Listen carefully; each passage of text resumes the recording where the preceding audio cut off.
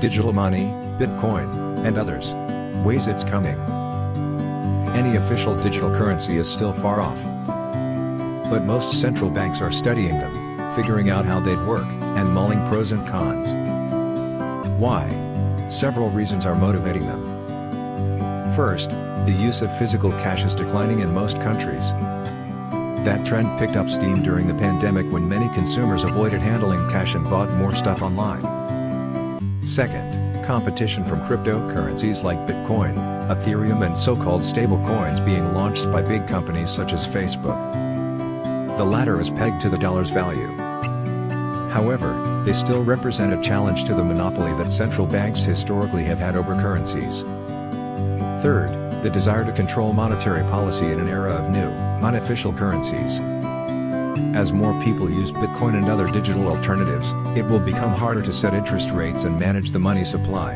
Official digital currencies could counteract that. How would a digital currency work? It would be simpler than Bitcoin. No mining for a fixed quantity of the currency. Instead, the central bank would issue as much of it as it thinks the economy needs, just as is done today. All consumers would have access to it, and an account with the central bank. Backers see this as a boon for the 5% of the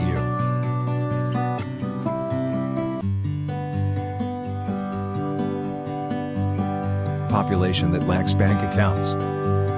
Transactions and balances would be tracked with a card, a smartphone app, or another digital device, giving you access to your digital wallet for the new currency.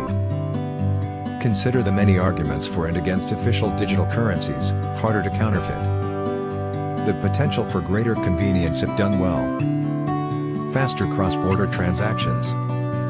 A way to keep the dollar preeminent among global currencies.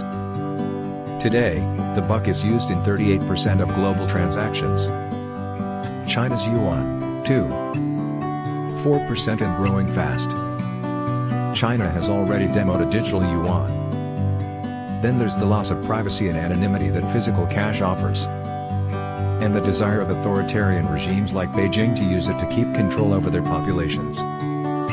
China is already cracking down on cryptocurrencies, fearful of what happens if its people can move money around, or out of the country. All those questions are for the future.